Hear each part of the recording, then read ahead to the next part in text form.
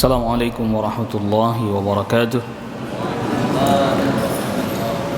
إن الحمد لله نحمده ونستعينه ونستغفره ونعوذ بالله من شرور أنفسنا ومن سيئات أعمالنا. من يهده الله فلا مضل له ومن يضلل فلا هادي له. أشهد أن لا إله إلا الله وحده لا شريك له وأشهد أن محمدا عبده ورسوله. يا أيها الذين آمنوا اتقوا الله حق تقاته ولا تموتن إلا وأنتم مسلمون. يا أيها الناس اتقوا ربكم الذي خلقكم من نفس واحدة وخلق منها زوجها وبث منهما رجالا كثيرا ونساء واتقوا الله الذي تساءلون به والأرحام إن الله كان عليكم رقيبا. يا أيها الذين آمنوا اتقوا الله وقولوا قولا سديدا يصلح لكم أعمالكم ويغفر لكم ذنوبكم ومن يطع الله ورسوله فقد فاز فوزا عظيما. أما بعد. معاشر الحاضرين jamaah a'azzakumullah.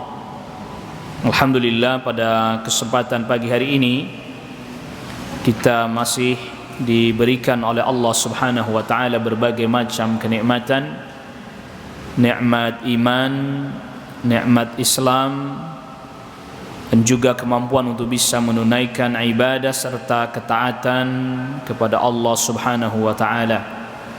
Salawat serta salam semoga tercurahkan kepada Nabi kita Nabi Muhammad sallallahu alaihi wasallam, kepada keluarga, kepada kerabat, dan juga kepada seluruh sahabat radhiyallahu anhum ajma'in. Ma'asyiral hadirin jamaah, pembahasan kita pada kitab Al-Arba'in,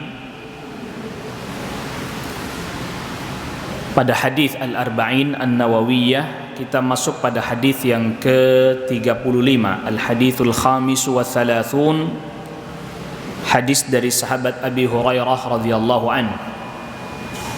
Berkata Al-Imam An-Nawawi rahimahullahu taala, an Abi Hurairah radhiyallahu anhu qala Rasulullah sallallahu alaihi wasallam. Dari sahabat Abi Hurairah radhiyallahu an, Rasulullah sallallahu alaihi wasallam bersabda, la tahasadu wa la tanajashu wa la tabaghadu wa la tadabaru wa la yabi' ba'dukum ala bai'i ba'd wa kunu ibadallahi ikhwana. Al-muslimu akhul muslim la yadhlimuhu wa la yakhdhuluhu wa la yakdhibuhu wa la yahqiruhu, at-taqwa hahuna. Rasulullah sallallahu alaihi wasallam bersabda, la tahasadu, janganlah kalian saling dengki, hasad. Nanti kita akan jelaskan ya. Jadi hasad itu dengki, atau dalam bahasa kita terjemahkan yang paling rendah levelnya hasad itu tidak suka apabila seseorang mendapatkan nikmat. Itu level paling rendah. Level paling rendah hasad itu begitu. Ada orang dapat nikmat, dia nggak suka, dia nggak senang. Itu level 1. Level 2 hasad itu dia ingin agar nikmat itu hanya untuk dirinya saja. Iya. Kalau yang pertama hanya nggak senang aja. Ada orang dapat nikmat, dia nggak suka. Level kedua, dia bukan hanya nggak suka kalau orang dapat nikmat. Dia pingin nikmat itu hanya untuk dirinya saja. Nggak ada yang dapat nikmat seperti itu kecuali hanya dirinya. Nah, lalu kemudian level yang ketiga, dia berusaha untuk menghalangi atau bahkan menghilangkan nikmat yang ada pada orang lain. Jadi bukan hanya sekedar dia pengen nikmat itu untuk dirinya, tapi dia berusaha menghalangi atau menghilangkan nikmat yang ada pada orang lain. Jadi misalnya orang lain dapat nikmat, dia berusaha supaya nikmat itu hilang dari dirinya. Oleh karena itulah orang yang lagi hasad, lagi dengki, ini berbahaya. Dia bisa melakukan apa yang dia mau. Dia nggak senang, awal mulanya dia nggak senang kalau orang lain mendapatkan nikmat. Yang kedua, dia hanya ingin nikmat itu hanya untuk dirinya. Yang ketiga, dia akan berusaha menghalangi orang lain dapat nikmat, atau kalau sudah dapat dia hilangkan nikmat itu dari orang lain tersebut. Na'udzubillah. Nasallallahu alaihi wasallam. Perhatikan urutan-urutannya ya. Jadi kalau orang udah sampai hasadnya sampai level yang ketiga, dia akan berusaha supaya orang itu tidak dapat nikmat itu, atau kalau sudah ada, berusaha dia hilangkan, berusaha dia jadikan nikmat itu hilang dari orang tersebut. Na'udzubillah. Nasallallahu alaihi. Ya tentunya dengan berbagai macam cara. Dia bicara yang dusta, dia bohong. Si fulan itu punya begitu tuh karena begini, karena begitu misalnya. Sama seperti yang lagi ramai beberapa waktu lalu. Ada orang tidak kerja-kerja di rumah aja tapi kaya raya. Wah ini pelihara apa? Iya pakai pesugihan katanya. Babi ngepet atau semisalnya. Ini berangkat dari apa? Hasad. Hasad, tidak senang lihat orang dapat nikmat. Loh kalau nggak ada rasa hasad, ya ngapain dia ngurusin orang? Itu orang nggak pernah kerja tapi kok motornya baru, mobilnya baru, rumahnya bagus. Ngapain Anda ngurusin urusan orang gitu loh? Itu kan nikmat yang Allah berikan pada dirinya.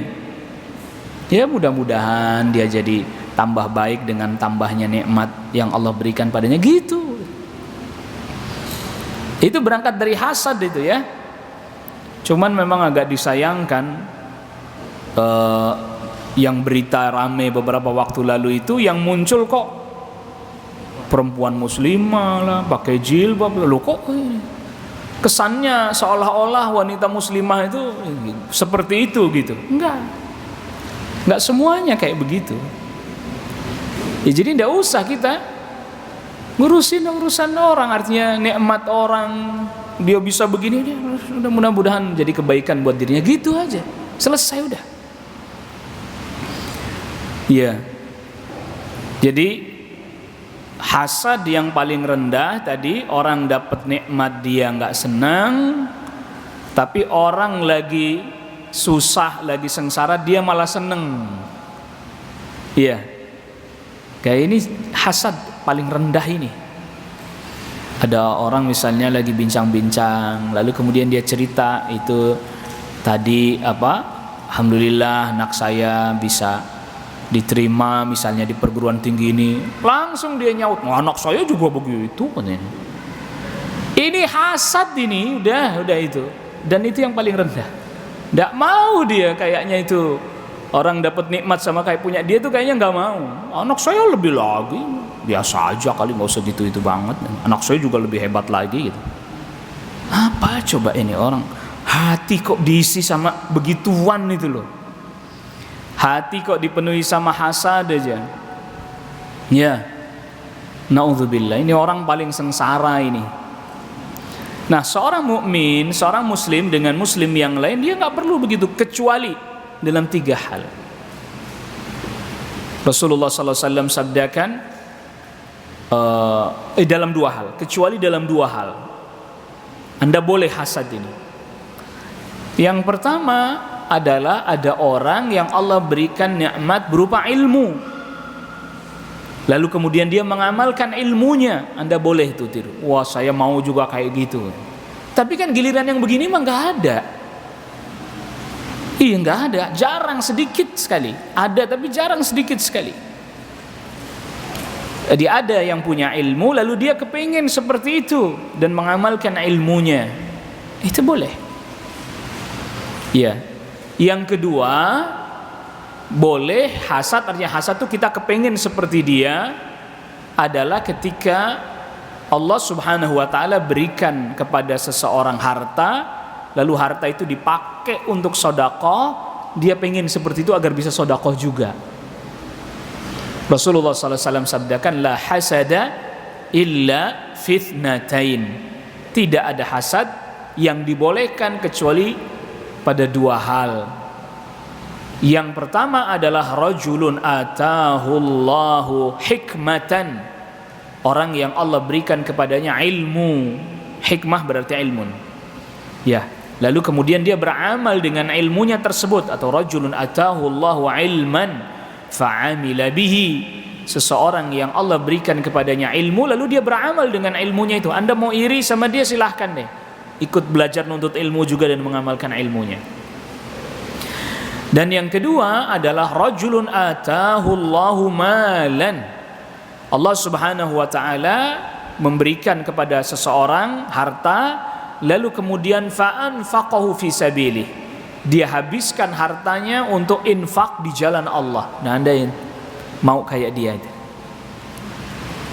Nah, maka oleh karena itulah para ulama katakan sebenarnya yang disebut oleh Rasulullah SAW di dalam hadis ini hasad terkait dua orang ini, itu bukan hasad sebenarnya. Itu disilahkan dengan ghibthah. Jadi dalam bahasa Arab, hasad itu yang buruk, ghibthah itu yang bagus. Yaitu apa? Ada orang diberikan kebaikan atau diberikan ilmu, contohnya tadi, lalu dia amalkan ilmunya, saya pengen juga kayak begitu.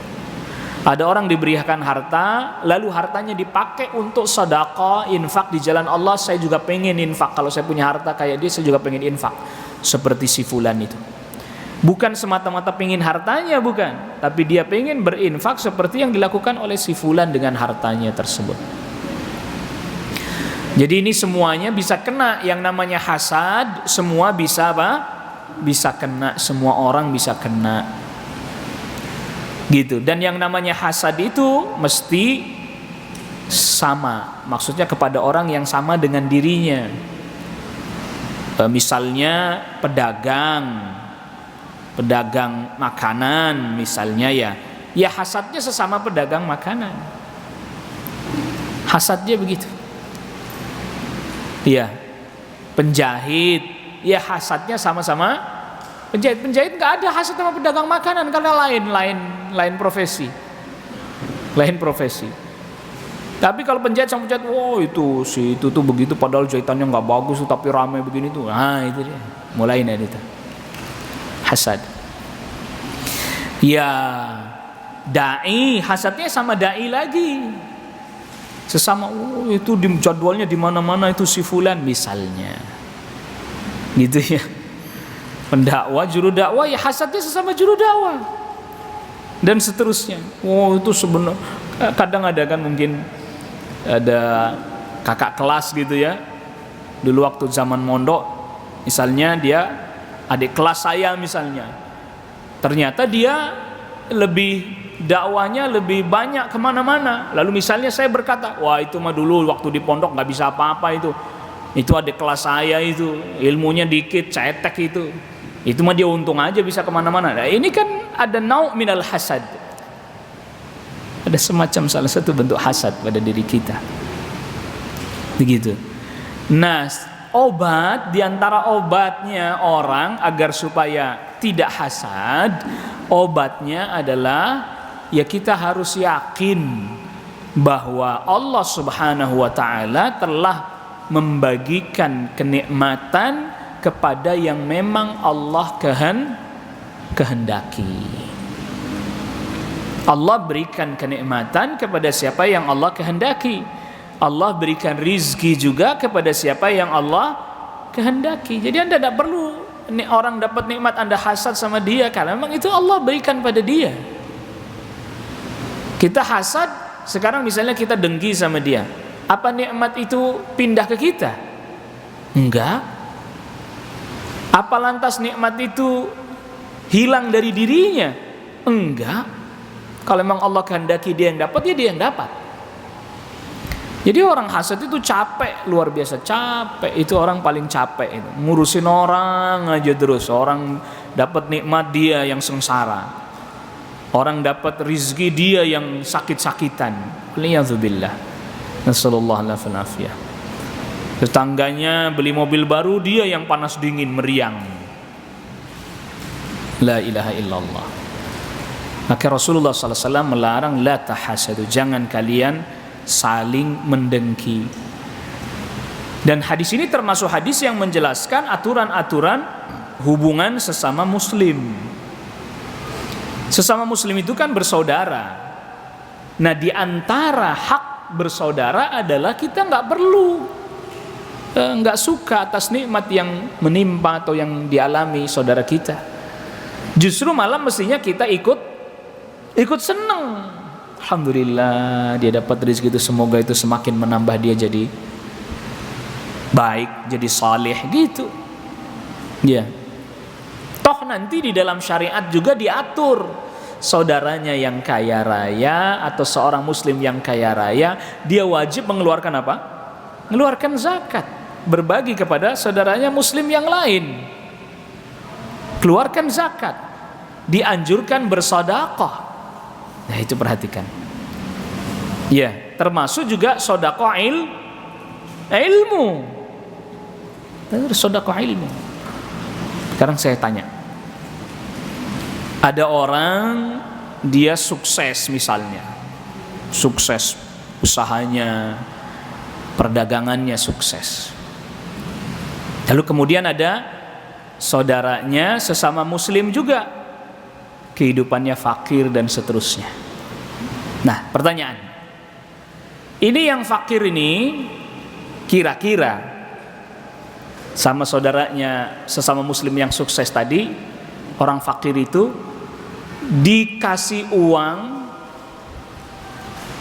sama diajarkan ilmu berdagang, kira-kira mana yang dipilih sama yang fakir itu? Uang apa diajarin ilmu dagang? Mana yang dia pilih? Hah? Yakin ilmu dagang? Yakin? Mau saya survei? Uang. Di sini kekeliruan kita. Di sini pola pikir kita yang tidak bagus, tidak baik. Udah dengki doang isinya, diajarin ilmunya nggak mau. Maunya dapat duit langsung pakai habis, dapat duit langsung pakai habis. Padahal dengan dia memiliki ilmu cara berdagang, usaha yang baik, dia bisa dapat banyak nggak duitnya? Kita nih, contoh sederhana nih Bu, Pak, punya uang, kebutuhan udah terpenuhi, kebutuhan kita sudah terpenuhi, alhamdulillah, sehari-hari makan segala macam penuhi, ada uang nih dia pegang. Lalu ada peluang usaha, milih mana? Tetap megang uang atau peluang usaha? Yang benar peluang usaha, tapi yang terjadi apa? Kagak mau capek-capek, megang duit aja udah, kantongin udah enak udah. Maka selamat datang di negeri plus 62. Iya, sampai sebagian orang-orang barat itu berkata, kalau orang barat bilangnya Asia banget, kalau mau lebih spesifik Indonesia banget. Dikasih peluang usaha sama dikasih uang, dia milih uang. Lebih tenang ada duit di kantong, di dompet, dibandingkan peluang usaha. Tuh. Iya. Padahal para sahabat dulu peluang usaha, bisnis, dagang, ya duitnya dikeluarkan untuk modal dan seterusnya. Enggak, modal capek-capek, duit udah ada, kantongin aja. Dia tidak tahu dengan peluang usaha dia bisa mendapatkan banyak hal. Udah begitu, lihat perhatikan, sudah pola pikirnya sempit seperti itu, kerjaannya hasad aja. Coba, tersiksa nggak tuh orang? Hah? Lihat orang begini, wah dia mau begini, begitu, begini. Anda diajarin nggak mau, diajarin ilmu nggak mau, mengambil peluang nggak mau, menempuh resiko kagak berani. Bisa jadi orang-orang mereka yang Allah berikan kepada mereka kelapangan rizki, misalnya kelebihan rizki, bisa jadi mereka awal mulanya pernah mengalami kegagalan yang besar. Bahkan bisa jadi bukan hanya 1 kali, bisa 2 kali atau 3 kali. Baru kemudian mereka diberikan rizki dan nikmat oleh Allah Rabbul Alamin. Makanya kalau orang senang hidupnya standar-standar aja, ya akhirnya juga hasilnya apa? Ya standar-standar juga. Orang Anda senengnya standar-standar aja, kagak berani ngambil resiko. Standar aja udah. Maunya yang aman aja. Tapi giliran ada orang yang sukses berhasil, hasad. Nauzubillah. Nasallallahu alaihi wasallam. Kalau Anda hasad ilmunya boleh. Ajarin ilmunya, gimana ilmunya? Saya mau belajar. Boleh. Ini kan kadang kita hasad. Memang seringkali kita melihat sesuatu tuh pencapaiannya yang baru dilihat. Tapi prosesnya apa pernah kita tahu? Nggak pernah tahu kita. Kita tuh tahu-tahu, ini orang udah sukses, pencapaiannya yang dilihat udah tercapai, udah jadi. Padahal sebelumnya kayak apa dia kesulitannya? Dari situlah kemudian kita jadi tersadar, ngapain hasad? Lalu kemudian selanjutnya Rasulullah SAW sabdakan, wala tanajashu. Tanajashu dari kata-kata an-najsh. Secara bahasa an-najsh itu berarti ya menipu. Secara bahasa an-najsh adalah menipu. Tetapi dalam istilah fiqih muamalah atau ekonomi, najis itu seperti orang yang berpura-pura mau membeli barang dengan harga yang tinggi sehingga seolah-olah barang itu berkualitas tinggi. Jadi contohnya misalnya begini, sedang ada transaksi jual beli lelang misalnya. Di situ ada orang yang dia nggak ada niat beli, tapi kerjaannya naikin harga. Itu namanya najis. Misalnya buka harga, misalnya 10 juta dia duluan, 12, sono ninggiin lagi, tapi dia nggak ada niat beli. Dia hanya niat menaikkan harga agar supaya dianggap barang itu memiliki kualitas yang bagus, padahal biasa aja. Baik orang itu yang pura-pura naikin harga itu, baik dia bekerja sama dengan penjual atau tidak bekerja sama dengan penjual, itu kemauan dia sendiri, itu masuk ke dalam an-najshu, nggak boleh, nggak diperkenankan. Atau praktek najis yang lain adalah misalnya di pasar, bukan sedang jual beli lelang. Di pasar ada orang jual satu barang misalnya, dia nggak pembeli, bukan. Ketika ada calon pembeli tawar misalnya nego harga, dia datang, udah bayar aja, ini barang bagus, saya tahu kok, udah bayar aja walaupun mahal nggak apa-apa. Nah itu, ya dia memberitahukan, menginformasikan kepada calon pembeli bahwa barang itu bagus, harganya mahal, bayar aja. Padahal standar aja biasanya.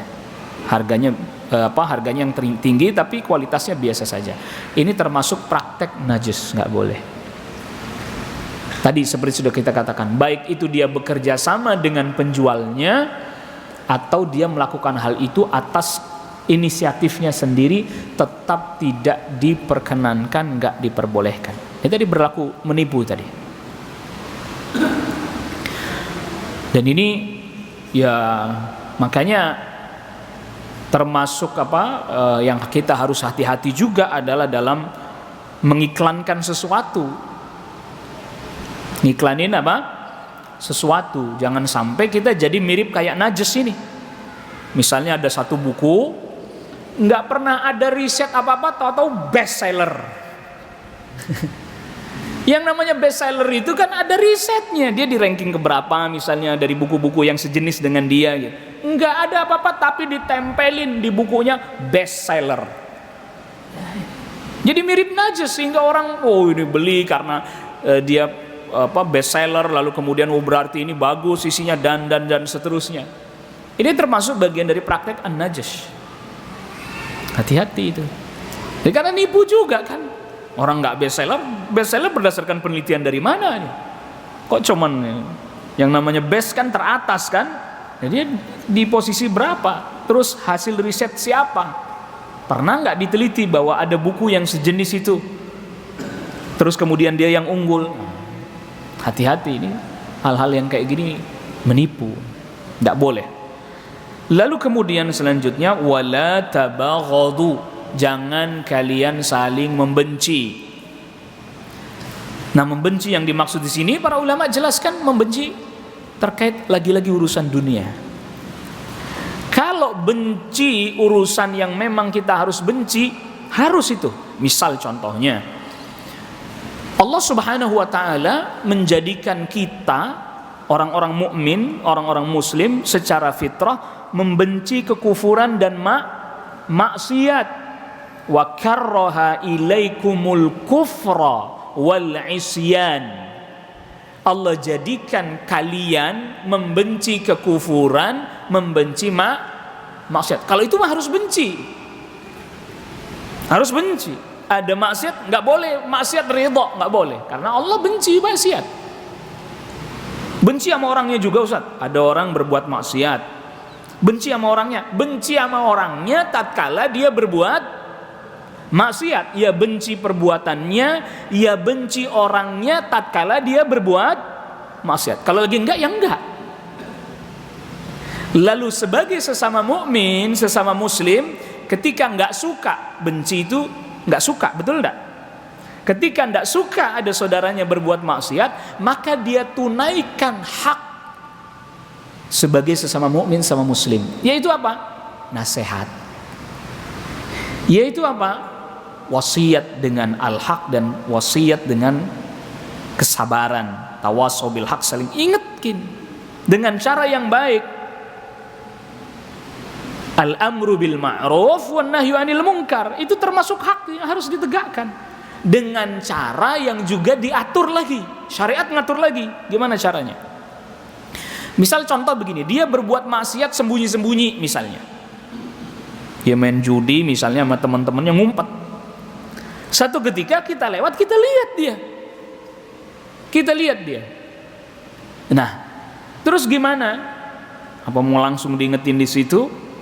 Maka para ulama katakan pertimbangkan maslahat dan mafsadatnya. Kalau saya langsung ingetin di situ, ini ada maslahat apa, ada mafsadat apa. Kalau tidak, ya nanti. Dan seterusnya. Jadi sampai ada aturannya itu. Nah, kalau itu kita ngelihat ada teman kita maksiat, kita benci, harus mah itu. Harus itu, benci diperintah oleh Allah. Bahkan itu benci yang Allah tanamkan pada setiap orang mukmin, benci pada kekufuran, benci pada kemaksiatan dan pelakunya. Lalu kemudian kita tunaikan apa yang menjadi hak dia atas diri kita. Itu pun kalau mampu. Sebagaimana kita sudah bahas ketika pembahasan tentang hadis man ra'a minkum munkaran falyughayyirhu biyadihi fa illam yastati' fa bilisanihi fa illam yastati' fa biqalbihi. Orang yang lihat kemungkaran rubah dengan tangannya, enggak mampu dengan lisannya, enggak mampu lagi ya dengan hatinya, udah dia ingkar dengan hatinya. Enggak boleh dia ridha. Wadzalika adhaful iman, itu tanda paling lemah atau tanda paling minim bahwa Anda masih punya iman. Nggak suka ketika ngelihat ada maksiat, bukan ridho, bukan nggak boleh ridho, tetap harus nggak suka. Adapun nggak bisa merubahnya, nggak bisa amar ma'ruf nahi mungkarnya, udah Anda pergi karena nggak mampu. Gitu. Jadi harus dibedakan. Jadi di dalam Islam benci itu juga bagian dari ibadah. Tentu nih jangan sampai sepotong nih, ntar pas kalimat sini aja dipotong videonya, ceramahnya, terus disebarin. Salah paham deh orang semuanya. Mana ada agama kok mengajarkan kebencian. Salah lagi kan. Iya. Maksudnya itu kebencian, tidak suka ketika ada orang yang melanggar. Karena dia tidak sukanya karena Allah. Karena yang dilanggar itu adalah aturan Allah itu loh maksudnya. Itu yang disebut dengan al-hubbu fillah wal bughdhu fillah. Cinta karena Allah, membenci juga karena Allah. Yang dalam hadis yang diantaranya diriwayatkan oleh Al-Imam At-Tabarani, awthaqu ural iman al-muwalatu fillah wal muadatu fillah wal hubbu fillah wal bughdhu fillah. Ikatan keimanan yang paling kuat, loyal karena Allah, memusuhi karena Allah, mencintai karena Allah, membenci karena Allah. Dan itu termasuk bagian daripada iman kalau yang itu. Tapi kalau bencinya urusan-urusan yang memang dunia dan seterusnya, wah saya nggak seneng sama dia. Kenapa? Habis dia beli mobil baru misalnya, itu udah benci campur hasad itu. Ya hati-hati itu, membenci campur hasad. Lalu kemudian selanjutnya Rasul sabdakan wala tadabaru, dan jangan saling, kalau diterjemahkan secara letterlock, tadabaru itu saling membelakangi. Saling apa? Membelakangi. Apa maksud saling membelakangi? Yaitu memutuskan hubungan. Ketemu nggak mau, jumpa nggak mau, mendiamkan. Dalam hadis yang lain Rasulullah SAW sabdakan la yahillu li muslimin ayyahjura akhahu fawqa thalath. Nggak halal bagi seorang muslim mendiamkan, nggak tegur sapa. Di antara makna tadabur juga adalah bukan tadabbur, bukan tadabur, itu nggak tegur sapa. Fayu'ridu hadza wa yu'ridu hadza, ketemu yang satu melengos, yang satu buang muka, nggak tahu tuh muka dibuang kemana. Itu namanya tadabur, nggak mau tegur sapa. Ini juga sama, ini terkait urusan dunia.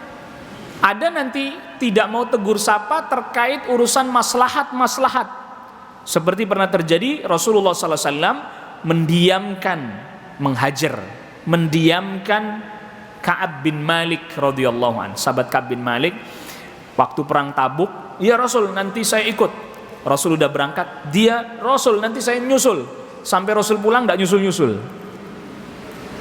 Akhirnya kemudian didiemin sama Rasul sallallahu alaihi wasallam, dan Rasul perintahkan para sahabat untuk diemin dia. Itu namanya tadabur tadi. Bahkan sampai istrinya pun diperintahkan oleh Rasul sallallahu alaihi wasallam, kamu diemin. Soal dia butuh makanan disediain, sediain aja, tapi nggak usah ngomong apa-apa. Didiemin. Iya. Kurang lebih selama 50 harian lah. Sampai akhirnya kemudian turun wahyu dari Allah Rabbul Alamin menerima taubatnya sahabat Ka'ab bin Malik dan dua sahabat yang lainnya. Akhirnya ditegur sapa lagi sudah. Nah itu kalau yang itu boleh, tetapi tadi harus dipertimbangkan maslahat. Kira-kira nih orang didiemin maslahat apa enggak gitu. Enggak ditegur maslahat atau tidak. Gitu. Ini dipertimbangkan maslahatnya. Kalau memang ternyata enggak maslahat ya enggak pakai metode itu. Ada misalnya saya pernah dapati kenyataan ini, sepasang suami istri, itu istrinya udah paham banget kalau suaminya itu seharian diem nggak mau ngomong sama dia itu berarti marah. Jadi udah kayak gitu. Jadi suaminya kalau marah nggak pernah ngomong, nggak pernah marah, nggak pernah, diem aja seharian, gitu. Masak dia sendiri. Gitu kan. Mungkin kalau sebagian istri malah senang, alhamdulillah suami saya begitu katanya. Biarin aja dia. Negor enggak, masak dia sendiri, makan dia sendiri. Alhamdulillah bikin kopi sendiri. Alhamdulillah saya nggak punya kerjaan, biarin aja deh. Sebagian istri ada yang kayak begitu kan. Berarti istri yang model kayak begitu, suami jangan pakai metode itu, jangan. Anda rugi sendiri ntar. Iya, makin seneng dia nggak suruh apa-apain. Iya bang, sekalian nih cucian cuci sendiri ya katanya. Gitu. Tapi ada sebagian yang kalau digituin malah Saya paling nggak bisa nih didiemin begini. Ada sebagian orang kan kayak gitu. Sebagian istri ada yang kayak gitu, nggak bisa. Udah mendingan kalau dia marah ngomong selesai dah, daripada dia diem begitu berhari-hari gitu. Ada yang seperti itu. Maka tinggal dilihat yang maslahat yang mana. Ya, jadi yang wala tadabaru ini yang dimaksud secara umum tadi, tidak boleh tidak saling tegur sapa selama 3 hari. Begitu. Fa khairuhum alladhi yabda'u bisalam, yang terbaik yang mulai bicara. Tapi mulai bicara nggak ditanggepin, dia yang dosa. Ya, kita mulai bicara misalnya mulai menegur, dia nggak nanggepin, dia yang dosa. Tapi kan orang sekarang kadang suka dibilang begitu, biarin saya yang dosa, urusan saya. Berani bener sama dosa. Susah juga orang ngasih tahu orang di masa sekarang. Dia yang dosa, biarin saya yang dosa. Berani bener. Allahu Akbar. Dimulai jangan, pokoknya 3 hari itu dibatasi, hanya boleh jangka waktu 3 hari. Itu artinya bahwa ya terkadang orang ada suka permasalahan terjadi. Diam 3 hari, habis itu udah akur lagi. Ya, habis itu dia akur lagi sudah. Wala yabi' ba'dukum ala bai'i ba'din. Tidak boleh sebagian kalian menjual di atas sebagian yang lain. Misalnya saya sedang menjual barang ke orang, lalu kemudian orang itu udah setuju harga, udah ridha. Tiba-tiba datang penjual lain, beli sama saya aja nih, barang yang sama harganya lebih murah. Haram, tidak boleh. Atau sebaliknya, dia beli punya orang yang sudah mau dibeli gitu. Jadi ada pembeli nih, udah cocok harganya, udah mau, udah ridha. Tiba-tiba datang calon pembeli lain, udah saya beli aja, harganya lebih bagus, lebih mahal daripada harga yang dia mau beli. Nggak boleh, kecuali harganya belum cocok berdua,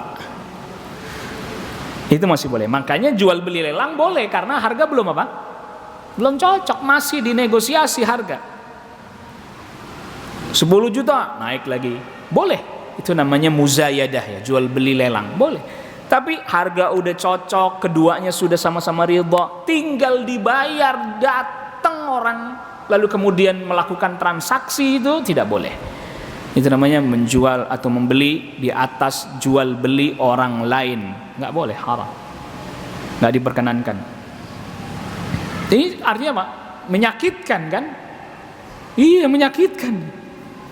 Jadi nggak boleh ini, sampai bikin dia sakit hati dengan cara yang seperti ini, tidak boleh. Nanti di dalam riwayat yang lain termasuk juga wala yakhtub ala khitbati ba'd, wala yakhtub ahadukum ala khitbati akhihi.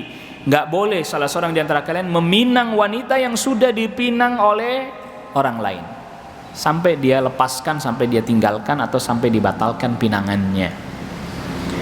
Nggak boleh, karena itu menyakitkan gitu ya.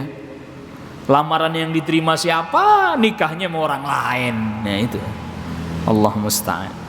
Nggak boleh, kecuali dibatalkan dulu. Dibatalkan dulu pinangannya, baru kemudian dia menerima pinangan yang lain, boleh. Nah kalau memang juga misalnya pihak yang dibatalkan pinangannya, misalnya ya udah nggak usah marah, nggak usah marah. Ya, emang bukan jodohnya gitu aja. Gitu, cari yang lain. Kadang pinangannya dibatalin, kecewanya sampai sebegitu besarnya. Waduh, cinta ditolak. Dukun. Ngapain tuh dukun? Allah musta'an. Enggak boleh. Udah wajar, udah. Berdoa kepada Allah Rabbul Alamin agar diberikan ganti yang lebih baik, gitu aja. Anda lagi dizalimin itu dalam tanda kutip. Doanya dikabul. Makanya doa yang baik-baik aja, jangan doa yang jelek-jelek. Saya doain, saya sumpahin tuh kagak bener. Ngapain, Anda juga nggak untung kan? Jadi orang yang malah nggak bener. Udah doa, ya Allah ganti yang lebih baik gitu. Iya, terus pas udah ganti lebih baik, pamer lagi.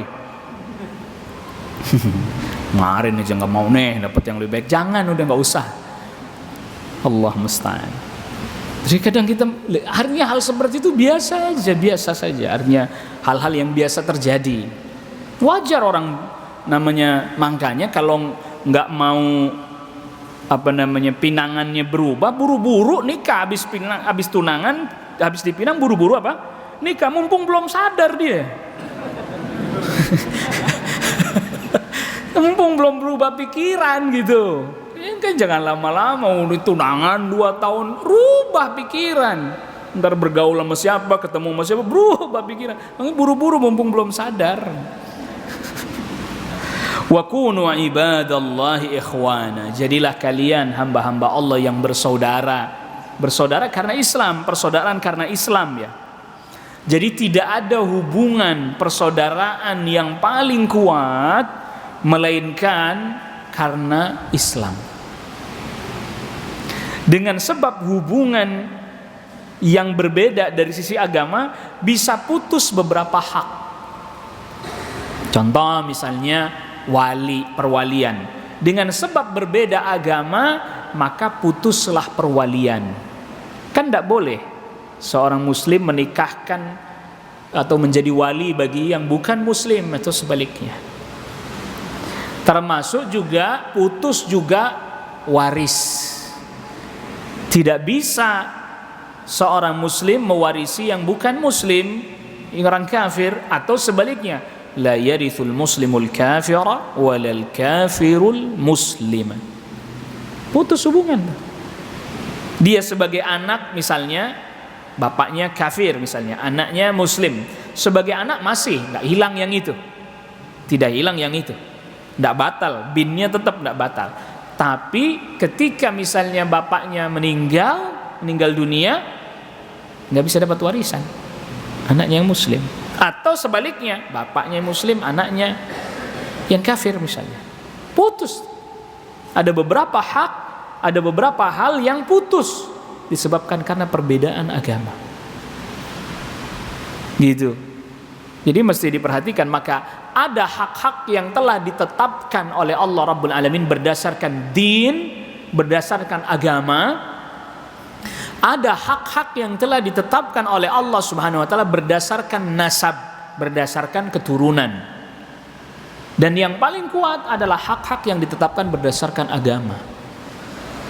Walaupun keturunan nggak hilang, contoh tadi keturunannya nggak hilang, nasabnya nggak hilang, tetap nasabnya, binnya tetap. Tapi nggak bisa dapat warisan ketika salah satunya kafir, yang satunya muslim, nggak bisa jadi wali.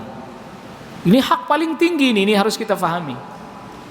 Ya, hak paling tinggi adalah hak disebabkan karena sesama orang Islam, tidak diperkenankan orang melanggar hal ini. Ini harus betul-betul diperhatikan. Dan hak-hak itu mesti ditunaikan. Itu yang paling tinggi. Dia itu ditetapkan oleh Allah Rabbul Alamin, ditetapkan juga oleh Rasulullah sallallahu alaihi wasallam. Ini buktinya, dalilnya. Al-muslimu akhul muslim, la yadhlimuhu. Maka enggak boleh seorang muslim menzalimi saudaranya muslim yang lain. Enggak boleh. Dia harus berupaya untuk bisa memberikan maslahat, bukan malah ngezalimin. Ya, ngerampas hartanya dan seterusnya, enggak boleh. Wala yakhdhuluhu. Yakhdhul itu artinya maknanya adalah tidak menolong dia, enggak bantu dia pada saat dia dibutuhkan atau dia butuh pertolongan, itu namanya yakhdhul. Enggak boleh. Misal contohnya, kaum muslimin dimanapun mereka berada kan seperti satu tubuh, yang Rasulullah sallallahu alaihi wasallam sabdakan seperti satu bangunan. Dalam satu hadis disebutkan kal jasadil wahid, seperti satu tubuh. Dalam bahasa yang lain atau dalam hadis yang lain kal bunyan, seperti bangunan. Yashuddu ba'duhu ba'dha, sebagian menguatkan sebagian yang lain. Nah, dia lagi butuh pertolongan, kita enggak tolong, itu namanya berarti kita yakhdhul, merendahkan dia. Merendahkan dalam arti kita nggak bantu dia ketika dia butuh. Kaum muslimin dimanapun berada, ketika kita bisa bantu, nggak peduli besar kecilnya, kita bisa bantu. Seperti misalnya kaum muslimin yang sedang dalam keadaan kesulitan seperti di Palestina dan seterusnya, bantu. Ya yang di negeri kita, kaum muslimin yang di negeri kita juga dibantu juga gitu. Ya. Nah, maka ini jadi pelajaran yang menarik buat kita ya. Setiap keadaan itu harus jadi pelajaran buat kita. Kadang ada sebagian orang itu, beberapa waktu lalu kaum muslimin di negeri kita ngumpulin sebagian harta mereka, lalu kemudian dikirim ke Palestina.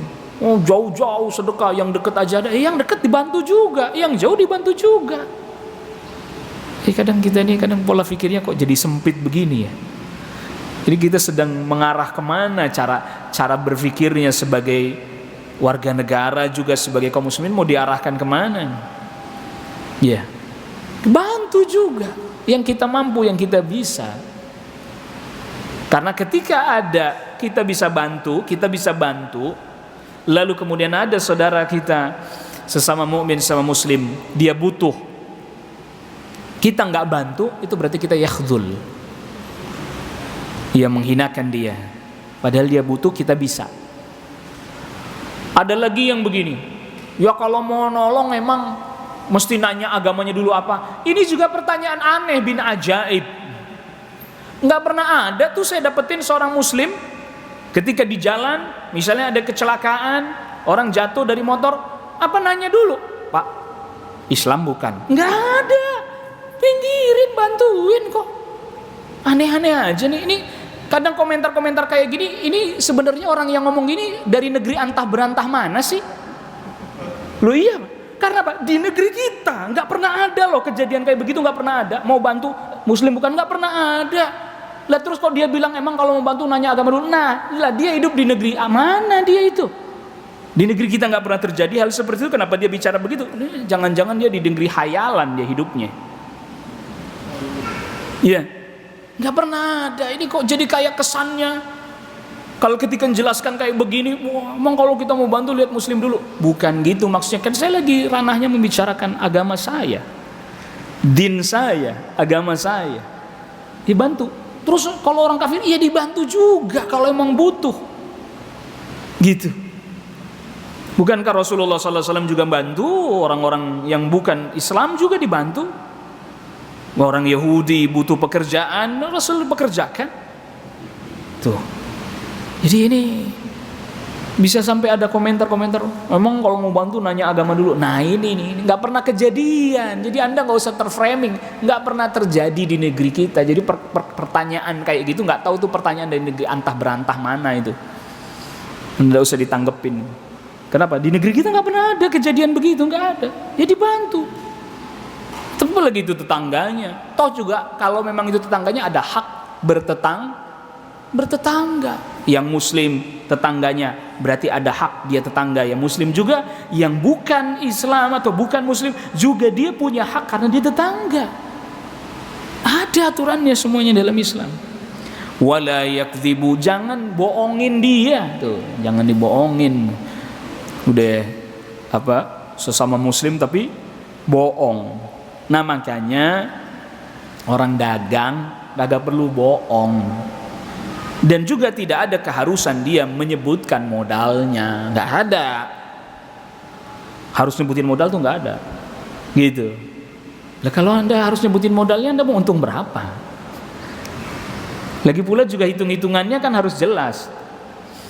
Jadi kalau nanya, Pak ini harga sekian ya, wah belum bisa deh harga segitu, gitu. Belum bisa saya jual dengan harga segitu, naikin deh lagi. Nggak perlu pakai bohong, wallahi saya belum untung. Ini masalah nih. Udah, cuman kurang banyak. Yang nggak boleh Anda berdustanya. Tapi katakan saya belum bisa jual segitu, naikin lagi deh. Gitu, naikin lagi deh. Nah, itu boleh. Boleh. Seperti itu boleh diperkenankan. Yang penting dia nggak dusta. Dan juga tidak harus dia membuka berapa modalnya. Ada keharusan, Anda sebutin modal. Kecuali nanti ada sistem jual beli namanya kayak seperti murabahah misalnya. Itu sebutin modalnya. Plus disebutin untung yang mau diambil. Kalau istilah perbankan itu apa istilahnya? Pokoknya ada untungnya sekian saya. Margin, istilah perbankan margin. Pak ini harga jualnya di toko sekian, kami ngambil marginnya sekian. Margin itu maksudnya keuntungannya. Kami ngambil marginnya sekian, Bapak cicil selama sekian tahun misalnya. Pembeli setuju, jadi. Sebutin modal, disebutin untungnya, disebutin marginnya. Murabahah. Murabahah itu apa? Artinya sama-sama menguntungkan. Si penjual dapat keuntungan dari tadi margin yang sudah dia tetapkan, si pembeli dapat keuntungan apa? Barang yang dia butuhkan dia dapat, dan dia memiliki tenggang waktu, kalau memang sistem bayarnya cicil, tenggang waktu untuk bisa melunasi pembayaran tersebut. Tentu itu akan menjadi keuntungan karena jauh lebih ringan bagi dirinya. Itu keringanan waktu maksudnya. Lalu kemudian selanjutnya, wala yahqiruhu, enggak boleh memandang rendah. Ya, sesama muslim tidak boleh memandang rendah. Yahqir itu ya menghina, memandang rendah, melecehkan, merendahkan, tidak boleh. At-taqwa hahuna, karena ketakwaan itu di sini. Rasul berisyarat ila sadrihi thalatha marrat, Rasul berisyarat ke dada beliau 3 kali. Maksudnya Anda jangan merendahkan orang dengan sebatas apa yang Anda lihat saja. Karena apa? Bisa jadi dia lebih bertakwa daripada Anda, dan takwa itu di sini tempatnya. Ini bukan berarti bahwa, jangan salah paham, ini bukan berarti hadis ini menjadi dalil bahwa yang penting hatinya, bukan. Karena maksud perkataan yang penting hatinya itu maksudnya menolak sebagian aturan syariat yang zahir. Itu tidak boleh. Beda dengan konteks hadis ini. Konteks hadis ini menjelaskan Anda jangan memandang rendah sama muslim mungkin karena pakaiannya dan seterusnya. Enggak boleh, karena bisa jadi dia lebih bertakwa. Takwa itu di sini. Tapi perkataan yang penting hatinya untuk menolak sebagian syariat zahir. Ya, enggak apa-apa, enggak pakai jilbab, yang penting hatinya. Nah, kan lain tuh dengan at-taqwa hahuna. Gitu ya. Jadi jangan sampai nanti itu ini hadis dijadikan dalil untuk menolak sebagian aturan syariat. Kalau Anda belum mampu mengerjakannya, katakan aja belum mampu mengerjakannya. Tidak usah pakai ditolak dengan mengatakan yang penting hatinya walaupun tidak pakai jilbab, daripada tuh yang pakai jilbab tapi hatinya penuh dengki. Loh, emang Anda tahu isi hatinya dia? Ini karena seringkali dalilnya benar, dipakainya tidak benar.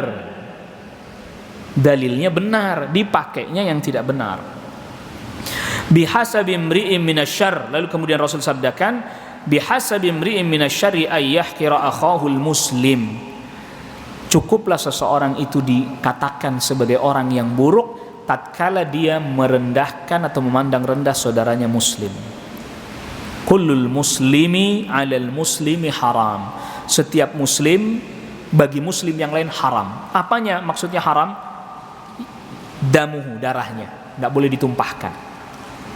Lalu kemudian wamaluhu, hartanya enggak boleh diambil dengan cara yang tidak hak. Haram itu.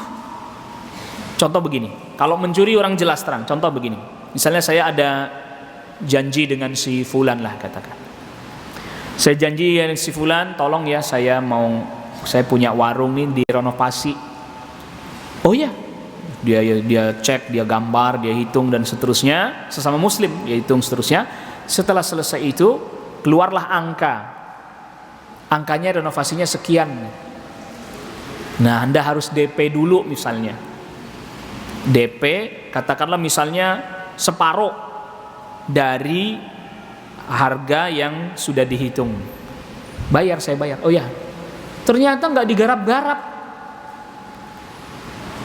Rumahnya nggak direnovasi, ditelepon nggak bisa, dihubungi nggak tahu kemana, disamperin ke kontrakannya udah pindah diem-diem,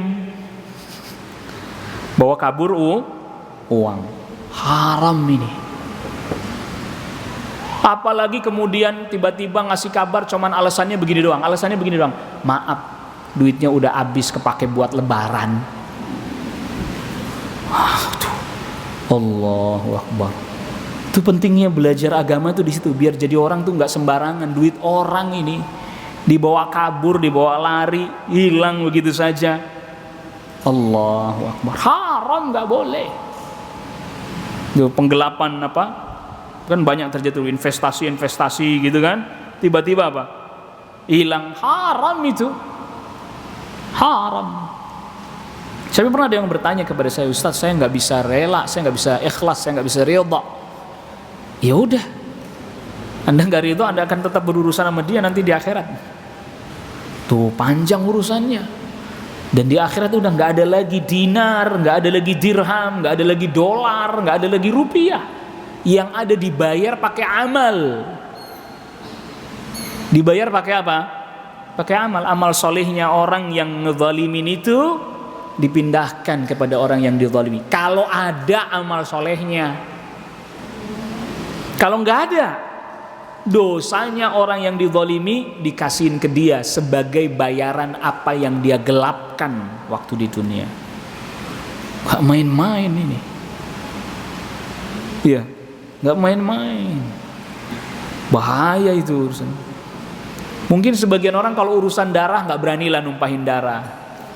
Tapi urusan harta, waduh, meleset melulu itu. Nauzubillah, nasallallahu alaihi wasallam. Wa irduhu, dan juga kehormatannya. Nah ini lebih banyak yang meleset lagi nih. Kalau harta orang ada yang meleset, tapi kalau kehormatan orang banyak meleset karena soalnya ngobrolnya keasikan, seringkali kebablasan. Wah udah langsung deh, ghibah udah asik, apalagi sekarang zaman medsos. Iya, nauzubillah, nasallallahu alaihi wasallam. Maka hadis ini para ulama katakan ini hadis menjelaskan hubungan antara menjadi aslun, menjadi pokok, menjadi dalil dasar hubungan antara sesama muslim. Hubungan antara sesama muslim. Dia harus perhatikan aturan-aturan yang disebutkan di dalam hadis ini. Wallahu taala a'la wa alam. Ini yang bisa saya sampaikan pada pertemuan kita di kesempatan pagi hari ini. Ada pertanyaan silahkan.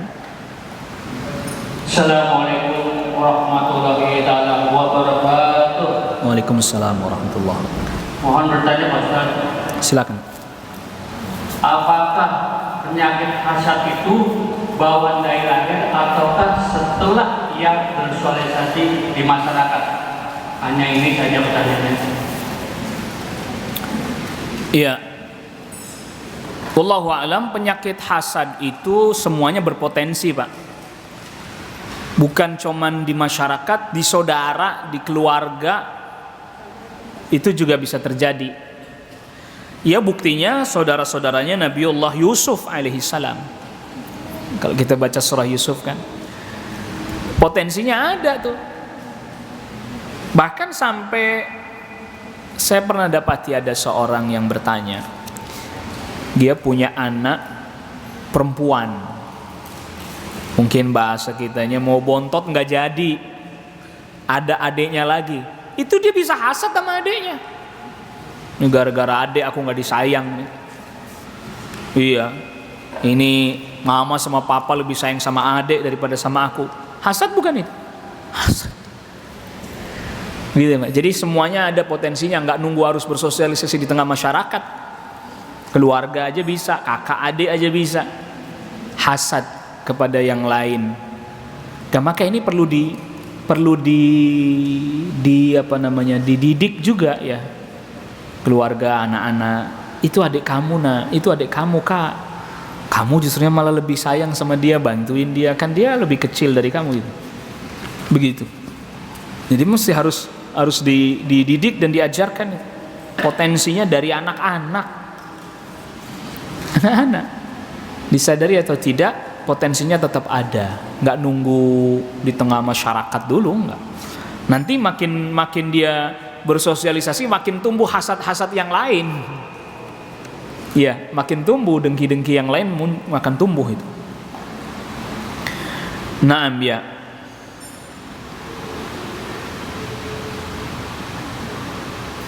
Masih ada lagi dari bapak-bapak pertanyaan? Assalamualaikum warahmatullahi wabarakatuh. Waalaikumsalam warahmatullahi wabarakatuh. Terima kasih Pak Ustaz, dari di dalam masyarakat ini sepertinya sudah membudaya ya masalah tadi lucu sebenarnya. Dalam kasus ini misalnya seperti hukum jual beli Pak, hukum jual beli itu misalnya ada pihak ketiga yang barangkali menghubungkan atau mediasi dari pihak penjual dengan pembeli. Di sana juga ada nanya fee ya, termasuk juga kalau ini tanah masalah tanah Pak, atau mungkin yang dikenal sebagai broker juga di dalam perdagangan baik itu di jasa maupun perdagangan ya. Nah ini apakah itu masuk rujus juga ya Pak? Jadi hukumnya seperti apa? Terima kasih.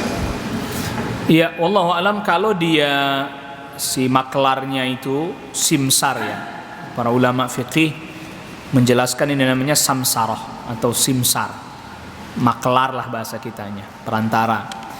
Kalau memang dia tidak berlebihan dalam mengekspos barang, artinya tidak berlebihan sewajarnya sebagaimana adanya barang tersebut, maka itu tidak termasuk bagian daripada an-najis tadi. Dan dia boleh mendapatkan fee atau semisalnya itu tadi boleh dari jasa samsarahnya, jadi jasa dia memasarkan itu. Kalau dalam batasan dia mengiklankannya wajar, gitu ya, hanya memberikan informasi seperti sebagaimana adanya. Tapi kalau kemudian dilebih-lebihkan dan seterusnya, nah ini jadi khawatir sampai ke najis ya. Begitu ya Pak ya. Boleh, dan dia boleh berhak mendapatkan fee-nya, jasa dari dia menawarkan produk tersebut. Wallahu alam. Fadhal, silakan. Tentang sahabat Ka'ab bin Malik yang dihajar oleh Rasulullah SAW selama 50 hari dan oleh para sahabatnya, itu kemudian turun ayat apa ya? Iya, ayatnya yang seingat saya yang di surat At-Taubah ya. Jadi Allah Subhanahu wa taala telah menerima taubat mereka. Allah Subhanahu wa taala telah laqad taballahu ala thalathati alladhina khulifu. Allah telah menerima taubat 3 orang yang tidak ikut dalam perang Tabuk. Ya di At-Taubah itu. Jadi Allah terima sudah. Jadi sudah redaksinya Allah terima taubat mereka. Akhirnya udah balik lagi. Bahkan ketika Ka'ab bin Malik datang ke masjid, Rasul sallallahu alaihi wasallam kemudian sapa lagi, mungkin kalau bahasa kitanya dirangkul dan seterusnya, Allah telah menerima taubat Anda. Udah, tidak ada lagi didiamkan. Ya, wallahu a'lam. Lalu pertanyaan dari ibu-ibu ini, Assalamualaikum, saya mau bertanya bagaimana sikap kita, Waalaikumsalam warahmatullahi wabarakatuh, bagaimana sikap kita ada seorang yang benci ke kita, udah diajak jabat tangan berkali-kali dan disapa tetap cuek dan menolak. Ya dia yang berdosa. Iya, dia yang apa? Dia yang berdosa nantinya. Dan kita sudah melapangkan hati kita ya. Kita udah lapangkan hati aja, bersabar, lapangkan hati sudah. Dia yang dosa nantinya. Selanjutnya, Assalamualaikum warahmatullahi wabarakatuh. Ustaz, bagaimana kalau ada yang gadein kontrakan dengan perjanjian selama uang gadeinnya belum dikembalikan, kita tidak bayar menempati kontrakan itu, apakah mengandung riba atau tidak? Padahal itu bukan kemauan kita. Ya riba. Riba. Kok riba sih Ustaz, kan bukan saya yang mau. Ya tetap walaupun bukan Anda yang mau, riba. Kok riba? Gimana penjelasannya gini? Misalnya saya punya teman, dia butuh uang. Ya, dia butuh apa? Butuh uang. Oke, nih butuh berapa? Saya pinjam dong, utang dulu 10 juta deh. Oke, baik nih 10 juta. Jaminannya apa? Tuh ada kontrakan saya sebagai jaminannya. Oke, baik. Nah, selama utang itu belum dibayar, itu kontrakan saya pakai, saya tempatin. Ya tentu nggak bayar dong. Berarti saya mengambil manfaat enggak dari hutang saya itu? Atau saya nggak tempatin, tapi saya kontrakin ke orang, duitnya saya yang ambil ya. Kalau itu terang ribanya karena berupa duit. Sama mirip seperti gade sawah. Saya ada teman punya sawah, butuh duit. Saya ada butuh duit nih, keperluan anakku bayar kuliah 15 juta. Nih saya pinjemin. Tapi selama kamu belum bayar utang saya, sawah kamu saya garap. Tetap modal dari saya, pekerja dari saya, tapi panen saya ngambil semuanya. Berarti saya ngambil faedah dari hutang saya itu. Selama dia nggak bisa bayar, terus tuh sawah saya garap terus, panennya buat saya semua dong. Riba. Nggak boleh. Kenapa? Sekarang orang itu menempati kontrakan katakanlah beberapa bulan, 1 tahun misalnya dia nempatin kontrakan itu. Terus si ini bayar utang, duitnya balik nggak? Duitnya balik nggak? Balik. Utuh. Dia udah nempatin kontrakan setahun. Lihat. Yang para ulama tetapkan kaidah kullu qardin jarra naf'an lil muqrid fahuwa riba. Ini jelas karena di dalam aturannya setiap hutang mendatangkan manfaat bagi yang ngutangin, tadi contohnya manfaatnya begitu. Manfaat yang jelas terang seperti itu. Dan itu kalau misalnya dikontrakin ke orang 1 tahun jadi duit nggak itu? Duit. Jadi gimana? Ya jangan. Udah kamu jaminan kontrakan aja. Kamu nggak bisa bayar kontrakan kamu saya jual, boleh. Mana sini suratnya? Nggak bisa bayar, saya jual kontrakannya. Boleh karena barang gade itu begitu fungsinya. Orang yang berutang nggak bisa bayar, barangnya dijual, harganya sama, berarti impas. Harganya lebih mahal daripada utangnya, lebihnya pulangin. Harganya lebih murah dari utangnya, nagih lagi. Iya. Assalamualaikum Pak Ustadz, saya mau tanya tentang termasuk dengki atau tidak. Ada tetangga melihara ayam, mungkin setelah banyak dijual. Dia udah gak punya halaman, saya merasa kebauan tiap hari kotorannya, lalu saya melapor kepada pihak yang berwajib dan dia gak boleh melihara lagi. Ini termasuk hasad atau dengki bukan? Bukan. Makanya kalau memang mau beternak ayam ya cari lahan. Udah kagak punya lahan, tetangganya kebauan, boleh cari lahan, karena memang pasti berkonsekuensi mengeluarkan bau yang tidak sedap gitu. Cari lahan. Saya ada punya rekan juga tuh begini. Kalau itu malah ayam petelur, bukan ayam daging. Jadi ayamnya nggak disembelih gitu. Dia cari lahan, dia sewa lahan, atau kalau memang dia punya uang ya beli lahan, bikin kandang segala macam, kotorannya ada penampungannya di bawahnya. Itu kandang ayam, kotorannya di bawah langsung dibikinin kolam, diisi lele, nggak bau, langsung disantap sama lelenya. Kotoran ayam bawahnya kasih kolam lele. Wah cerdas juga nih orang, untung 2 saya Ustadz katanya. Iya, kotorannya dimakan tuh lele. Cuman nanti tuh lele ketika mau dijual, diangkat, ditaruh di wadah, didiemin dulu Bu, dipuasain dulu, karantina gitu. Jangan pas baru habis makan kotoran terus langsung dimasak. Innalillahi, kagak jadi doyan makan lele gitu. Boleh tapi dikarantina. Habis itu dikarantina dulu. Itu namanya jalalah ya, hewan yang makan kotoran. Itu dikarantina dulu, dipuasain dulu, baru kemudian dijual.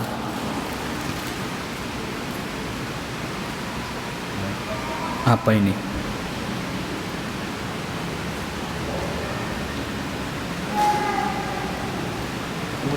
Oh iya, Pak Ustadz, Assalamualaikum warahmatullahi wabarakatuh. Waalaikumsalam warahmatullahi wabarakatuh. Bagaimana kita menjawab dan menyikapi jika ada seorang non-muslim yang bertanya kepada kita, kenapa orang Islam tidak memperbolehkan non-muslim membangun gereja?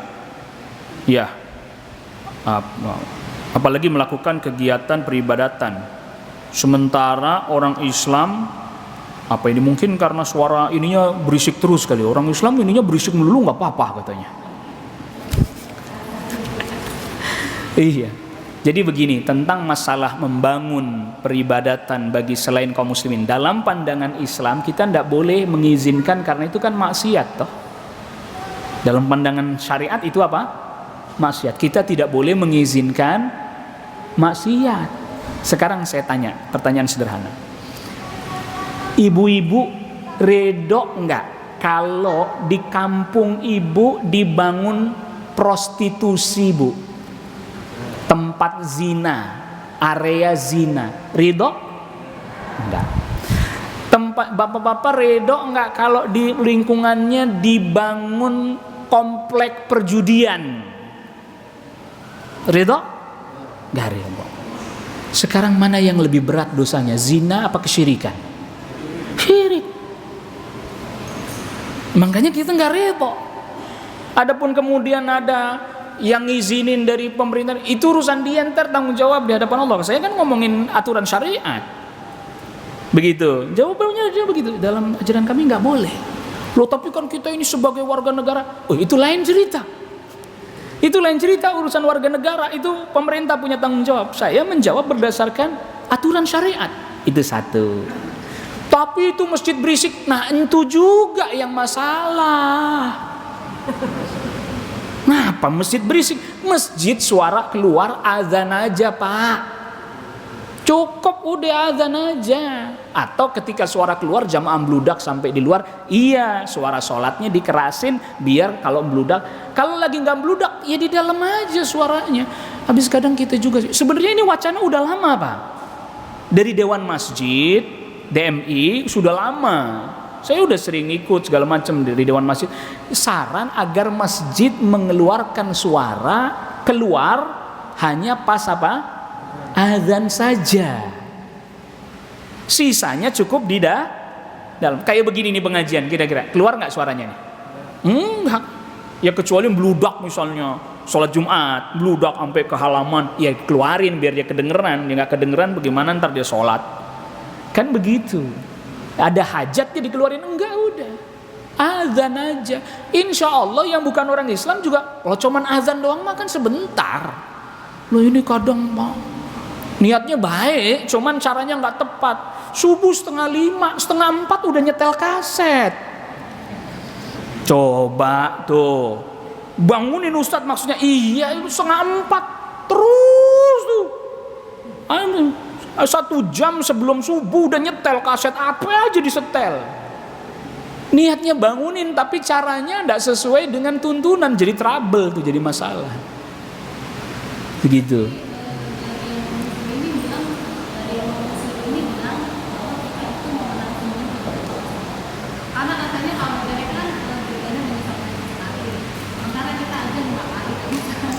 Iya, Bu, azan tuh durasinya berapa lama sih? Emang bapak-bapak azan sampai 20 menit? Panjang amat tuh napas azan 20 menit. Azan kan cuma sebentar, sejenak. Gitu ya. Itu satu. Kedua, sekarang kita balik. Tanya ke dia. Bapak udah pernah nggak ke negeri-negeri yang mayoritas bukan orang Islam? Bangun masjid susah. Berarti mereka menang sendiri juga dong. Bangun masjid susah.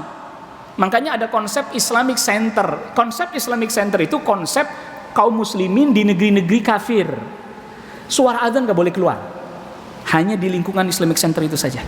Semua suara pengeras ini gak boleh keluar sampai kemana-mana. Hanya di lingkungan Islamic Center itu saja. Bangun masjid susah. Coba Anda pergi ke Korea Selatan. Oh, Korea ya, kalau Korea Selatan banyak, masih banyak.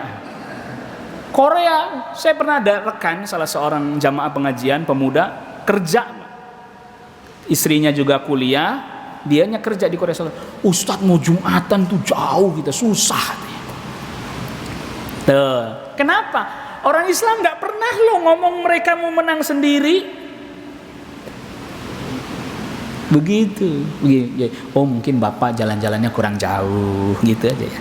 Jalan-jalan sekali-kali pak ke Korea Selatan gitu. Kalau nggak sampai ke Korea aja, deket sini gitu ke Korea. Gitu ya. Ya itu tadi memang. Makanya kaum musliminnya juga tadi kalau dia mau tertib, ya azan berapa menit sih azan mah? 10 menit udah panjang banget tuh. Azan 10 menit udah panjang banget, itu sudah lama itu. Udah selesai tutup. Wallahu ta'ala ala wa alam, gitu ya Bu ya. Ya ini bukan ngajarin ibu berantem sama tetangganya, sampaikan baik-baik aja seperti itu. Ya tetap tunjukkan akhlak yang baik dan seterusnya.